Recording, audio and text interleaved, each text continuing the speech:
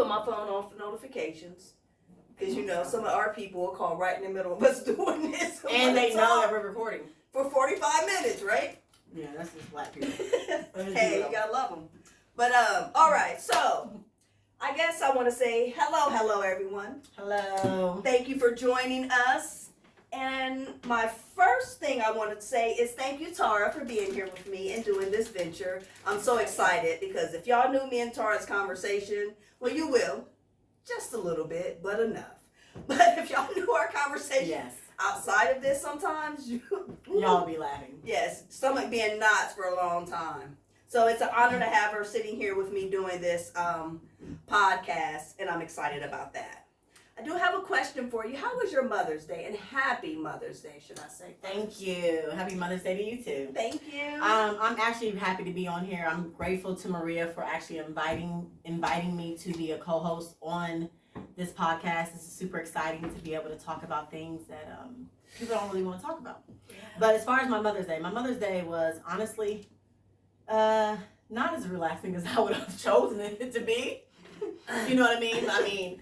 Honestly, my grandmother was in the hospital, so I spent time going to see her that morning, and then she ended up getting they discharged her. Good. So when they discharged her, they discharged her or whatever. And then I went home, and then I had to help my cousin unpack her U-Haul. Yeah. So that was my Mother's Day, but overall, I was with family, so that was a good thing. Always and I did get some nice gifts. Yes. So, yay, it was good. But shout out to all the mothers, even though we know every day we're mothers. We ain't gotta tell them. We gonna take that one day and take the gifts plus some. How about that, sis? That part.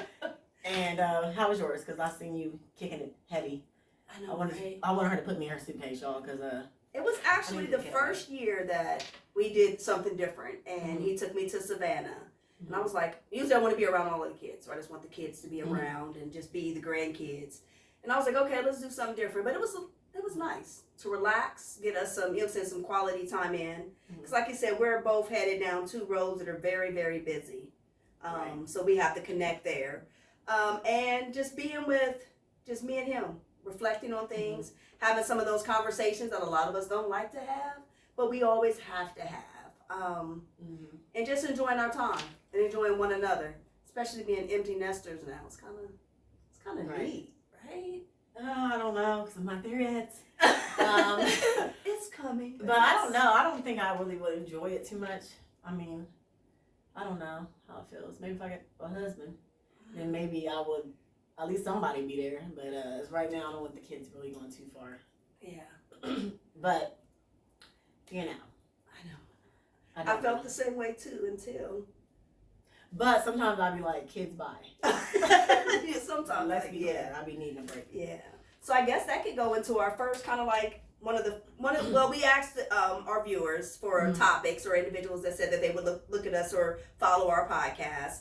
And two topics that we got that we're going to talk about just to see and get a feel. The next podcast will be solely on that topic. And the first one is going to be a little bit more Tarra driven, but I'm okay with it. It is dating in 2023. Yes. Like, wow. I'm ancient because I've been married for a couple of years. Right. But I did do a little bit of research on the topic, just a little bit. And looking at some of the things that they're saying has changed over the years or changed even from 2022 to 2023. I don't know. I'm glad I'm not out dating. Yeah, be glad. Okay. you know how it is when you got somebody that's married. They're always like, well, at least you're single. And then you got the person that's single. They're like, I want to be married. However it goes, But you definitely in this dating season, people who are dating, you know what I'm talking about. Is it dating? It's not even dating anymore. Like, first of all, they messed up with the Netflix and chill. Okay, that first of all, stop the dating part for some of us. I mean, ladies, I'm sorry, y'all. If you're watching and you're still dating, I need for you to up the bar, okay? Because I don't know what y'all are here doing, but the bar's kind of low. Okay, yeah.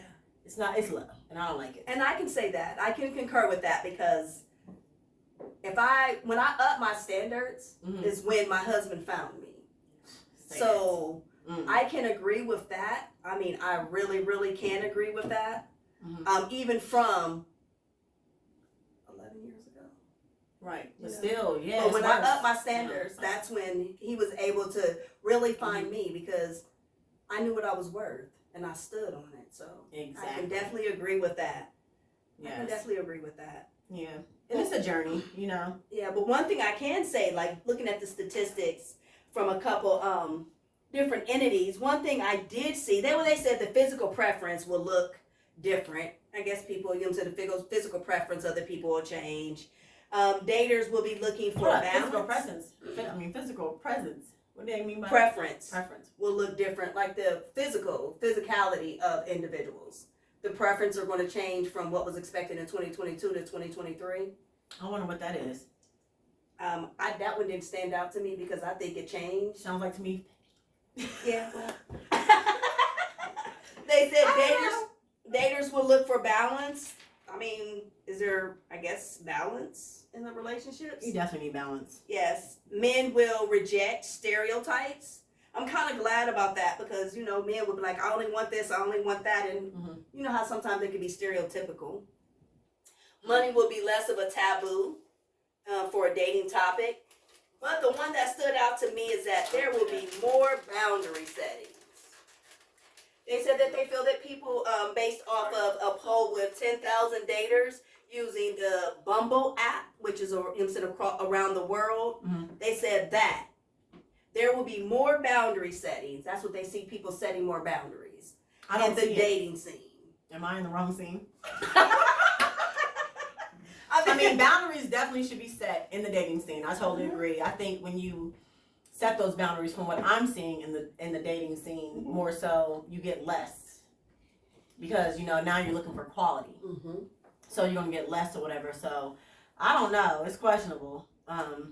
But I did see that it's over 366 million people who actually do use online dating. Yes, and they're expected to see 100 million more within the years to come. So yes, and that's interesting. Well, I can say that's how me and my husband met. You know what? Hold on. Let me just tell y'all about this dating thing. Okay, that's good. No, seriously, because I've been meeting. I was talking to a young lady today at my job. I'm like, so how did you and your husband meet, whatever? Because I thought she was going to say that they met online or whatever. Because so far I know of apparently now 3 successful relationships that where people met people online, and people like I support online dating. I'm sorry. The reason being is because I feel like you can put out there what you want, and people are supposed to put the same stuff down of what they want, and you can find like-minded situations, which kind of narrows the BS. Yeah. But a lot of people lie. But yeah, on them dating sites, we're seeing it, Joe. You just be telling lies. Y'all be telling lies. Wait a minute, I ain't gonna leave us out too.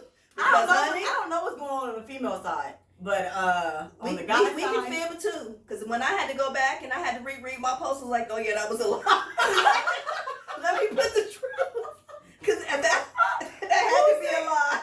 But you know what the funniest thing is, guys, I do ask some of the guys like on the dating side, like, what are you getting and stuff? And they be saying some BS too. So I'm not saying it's not happening. Yeah. But it's interesting. And when you find the truth about yourself, go back and put the truth on there. Don't trick us. Yes. Or don't, you know. So, but you can't really trick people, because some of y'all, I see why y'all single. I hope ain't nobody saying that about me, but seriously. It possibly could be. Could be, you know, and I don't care if you see why. I know I got little anger issues, but outside of that, I don't know. You wrestle alligators.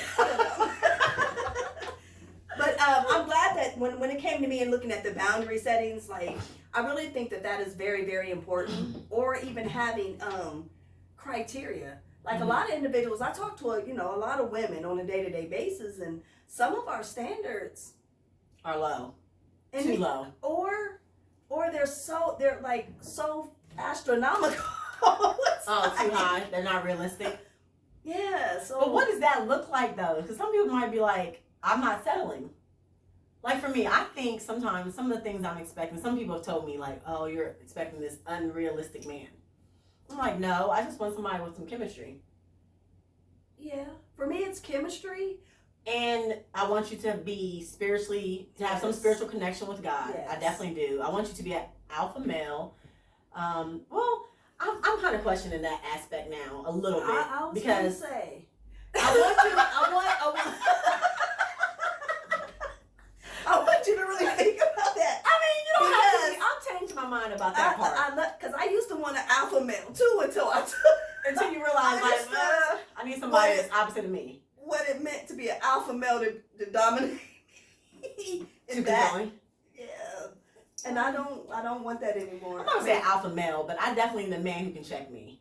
Yeah. Now see that part. Yeah. In a loving, way that makes me get like, babe, chill out. You know what I'm saying? But yeah, that part. I need that or whatever. I don't think I'm asking for stuff that's unrealistic. I know everybody comes with flaws. I just know what I want. But now, then my question is, because I knew what I wanted too, and I had to start settling for less than that. Mm-hmm. When I realized that, that's when dating became easier for me. And I like online dating because a lot of my issues with dating is the fact that people would meet me, the chemistry to be there, and the first thing that, most people want to do is because you feel the chemistry just a little bit, them heated moments, and you end up doing stuff that you shouldn't be doing, right? Right. So with me, it gave me time to let people learn me, let me learn them, have conversation. It wasn't just that intimate relationship where you're right there sitting and right across from each other. So I really did like that part about that. You know what I'm saying? The online dating and getting to know someone. And then dating with my boundaries. And once I started setting up boundaries, it made dating so much easier. Yeah. Because I had boundaries, and I even investigated the other person's boundaries. Like, what is a boundary for you? Because if you don't have any, then click. No, seriously. I'm like, not even just that too. One thing I am learning with this dating scene too, that I just feel like, and I'm guilty to a certain extent, you need to have all your stuff together. You cannot be expecting more from somebody than what you're willing to give. Yes. Or what you have to give. You know what I'm saying? Like, unless y'all are at the same space and place where y'all can kind of make it maneuver and work through, but or even striving diligently to get there. Yes, to get yourself together. Really, like on self-development and stand on self-development. But one thing I've learned is that as long as you're focused on God, it's a self-development journey, regardless if you want it to be or not. It's there. It's just every day. You know what I'm saying? It's apparent. So definitely, it'll definitely come together for sure. Yeah. Ultimately. That dating game. I'm thankful that I'm not out there anymore. No, I don't want to be in them streets. No, it's the streets. These streets. It ain't the streets no more. It ain't no more. Streets. Woo! Yes. Yeah, I'm going to stay. But I do like the fact, like I said, they're setting boundaries. Everything else that they were talking about for me was the typical. You know what I'm saying? Here, 1 year's this way, 1 year's that way. But I haven't really too much heard anything about boundaries until I did a little bit of research. Well, I hope that is definitely what's happening because I'm here for it. Yes. Please, any men out here who have boundaries. Please, you love God. Okay, don't have a lot of kids. But see, we're not asking for much. Oh, and kids. I guess that could take us right into the next one that we were hit with to talk about, and that is blended families. Yeah, so I got a couple of facts on that one. Okay, go ahead. So there's like 40% of the families in the U.S., you guys, are actually blended families. 16% of them are children. So that was a pretty interesting fact. Yeah. I know personally, I grew up in a blended family for a couple of years, and I hated it. I low-key hated it because I thought you was about to say not like that. No, like, I hated it. Okay, remember hated it. Okay, but because there was differences that were made in that household behind the scenes. So I don't want to get all into that, but yeah, I did not like it. And honestly, after I did some research about some blended families, that was one of the things that I had noticed and saw where, you know, there was issues with the parenting. Like maybe this parent might not want their child to be chastised by the other parent. Yeah, it's a lot of things that definitely goes with blended families. Because as you know, me and my husband, we have a blended family, having 4 children each. And then coming together and having 19 grandchildren together and 8 children together. It's totally blended. As a lot of people know, my husband was married prior to me for 20 plus years. So his children were grown, but the blended family is definitely an area very touchy. And I can say that we have successfully mothered the storm of creating a blended family. We're still a work in progress, but a lot of things that most families would have went through, I stayed prayerful. I stuck to God and God's word to help me get through it. In a lot of areas, but it's very, very touchy, and I know it's different for each family. I did do a lot of research on it. But I was raised by my grandparents, my mother and my dad. You know, everybody get the book, The Purpose Behind It All. Get the book. Her book is good. Her book is good.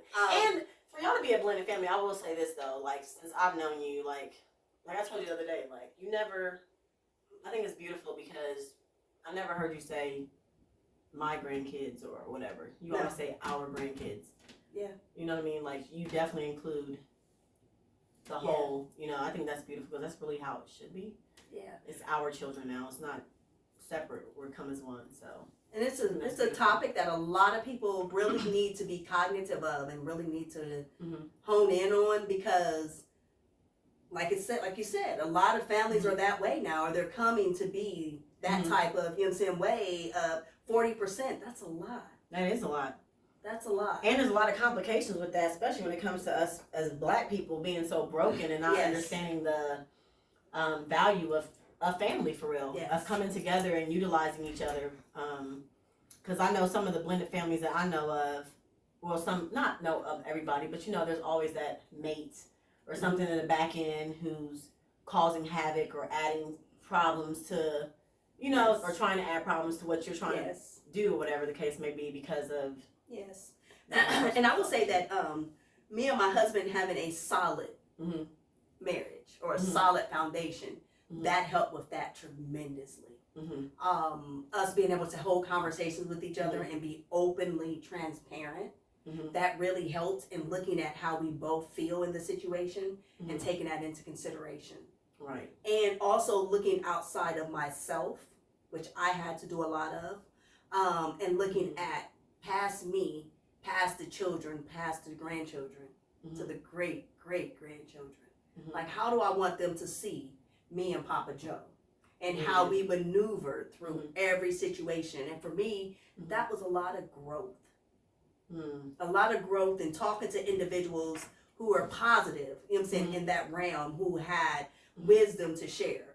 Doing studies and like really digging into research and why doesn't it work? Or what are the issues? But I can definitely say a solid marriage, me and my husband, I always remained civil. I treated every relationship with all of them, you know what I'm saying, with the highest level of respect, no matter how you came at me. Even though they were grown children, you know what I'm saying, in this situation. And I made sure that no matter what, I held my children to hold that same. Right. For everybody involved. Mutual respect. Yes. And my husband was definitely, there's no step in him saying in our circle. Like you said, there's no, this is, right. No. It's a unit. Yes. We're a unit. And that's the way it's supposed to work. Yes.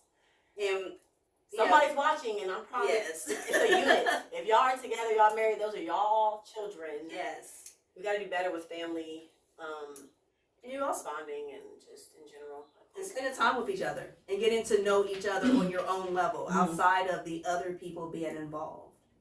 I have my own personal relationships with each and every one of our children. Like, when I say literally, like literally, We can sit and have a conversation, but it's our own personal space. relationships. And that's the part that I love. And that's what I really worked to develop, was our own personal relationships. And I'm compassionate to everybody's level of growth. Because in this whole scenario, I am from my husband to, his ex-wife, or, Miss Rhonda. I'm like, I don't know, I'm not going to, we're all civil here, right? To his children and my children, it's like I'm the middleman in all, retrospect, because it's just my age too. So I'm the middle of a lot of different things. Sometimes I had to think beyond my years. Sometimes I had to think, younger than what I really am, to be able to keep it as an even plateau. That neutral ground. And there's always room for growth. And just knowing that we all are growing and developing. Right. But it's... I can see it being a lot. That's why I prefer to date men with no kids. Well, good luck with that. I know. The older I get, the less it's available. But it's nothing wrong with... I'm joking, though. Yeah. I'm really joking, y'all. But I'm just... at one time, that was part of my dating... Now they list. No, seriously, I don't want... people... I just feel like people had drama. And I don't have drama with my, kids' father. So I'm like, I don't want that. So if you got that, I'd rather just date somebody who don't have no kids. Yeah. But, I'm not planning to have anymore, so now somebody got to have something. Yeah, we just had grandkids. That's what my husband told me. He was like, no more kids. Yeah. We had grandkids. Yeah, I just got one grandbaby, and I would like more eventually, not right now. Don't rush that. But good luck with trying to find someone without children. Yeah, or they can be grown kids. I admire, I like to see the relationships when I was dating, and if I had to go back again, one thing would be the relationship that they have with their children. And another thing that I would pay attention to on the dating scene is the relationship they have with their ex, regardless of what. Especially if kids are involved. I do. And your kids too, just in general. Your kids, I'll be looking at your kids. Yeah, because I see your mother. I be wanting to know I just be wanting to know about. I see a lot of women go through like the dating pool, and I'm like, well, did you pay attention to how he treats his children? Does he see his children? No, because people be not paying attention to things like that, unfortunately, and those things matter. Yes, they matter. They are very important. I'm glad I'm not dating. Yeah, you need to. That's one thing people should be looking at. You should be paying attention to how a person's relationship is with their children, how their relationship is with their parents. Yeah. A lot of us have absent dads, or dads weren't in the household, or whatever the case may be. Yeah. Sad to say. We shouldn't be judgmental, but that plays a part. Or if they have any, for us women, if they have any, just like women have daddy issues, if the men have any mama issues. Yeah. So. Because that's a parent too. Because I even had to, you read my book. I had to check myself on that too. Like, whoa, did my children have, some mommy issues because of me trying to be, the parent playing both roles, the mother and the father. And that's really important too. So. And there's sometimes where maybe they might have a certain thing. We're not perfect. Yes. You know what I mean? Nothing comes with a manual to say this is how it's supposed to do. The goal is to do the best that you have to give. Yes. You feel me? That part. Yeah. And but I'll tell you this, if you're an adult, I don't care what issues you had before, it's time for you to work on them. It's time for you to get it right between you and your creator. And then work on you and your children, work on you and everything else. But it starts with self. That part. Definitely starts with self. Yes. So self-love will be important in setting them boundaries and definitely dating in 2023. Yeah, so then when you do possibly, if you have a blended family, you know how to maneuver. That part. Right? Oh, man. Right. So, with that being said, we're going to go ahead and wrap up, and we're going to let you guys pick the topic that we're going to dig a little bit deeper into on the next podcast. Now, we have another question for you as well. Me and Tarra was contemplating, should we do the first and third Wednesday, or should we just keep it once a month, every third Wednesday? And who's planning to tune in? That part is the question. That part. So, our next podcast will be June 21st, and we will go live.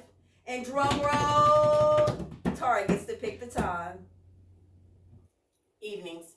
is what I say. I go for evenings. Okay, so I'm thinking, how late?